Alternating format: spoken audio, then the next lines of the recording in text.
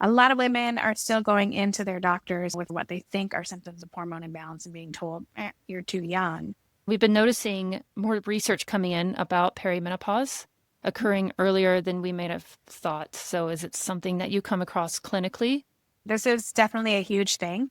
And it's something that I've seen clinically for forever, but it's something that we're talking about more. So I think we're seeing it more in research because it's being brought to light. The average age of menopause is about 51 and a half in the US, and that's our average age.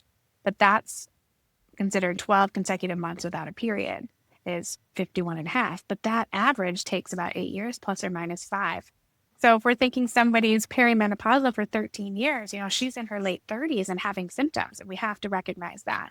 So I love that this research is being brought to light. And when we're thinking about symptoms in those earlier years, they can be quite similar to those experienced in our late 40s. It's just that they aren't recognized or attributed to hormone imbalance. So we're thinking about things like mood difficulties, more depression or anxiety, sleep difficulties, brain fog, maybe hot flashes and night sweats, but I don't think of those as really the first markers, more of the mood, energy, fatigue, brain fog, just not Mm-hmm. feeling like ourselves. It can, of course, be due to other things. So we always work those up too. But hormones can absolutely be playing a role in our mid 30s and beyond. So we're not too young for it to be that yet. Do you think that people just sort of write it off because they think, well, I'm just getting older. This is what older feels like, but yet not knowing that maybe there is something that's out there that they can do about Yeah, it, which is not an extreme measure, but just no, like something small and something that's can help benefit those symptoms?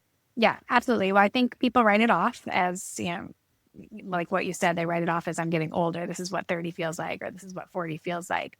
But at the same time, I'm in that phase of life. A lot of women are doing multiple things. This is our kind of our superwoman years of raising Yeah. kids and working and being a partner, and just kind of attribute it all to that, where maybe we're too busy to take care of ourselves or even take notice. Well, of course I'm tired. I have, you know, all these roles to fill, or I'm stressed. And then I think people go to get help and told that they're too young, or it's all in their head, or that they're fine. We hear that one a lot.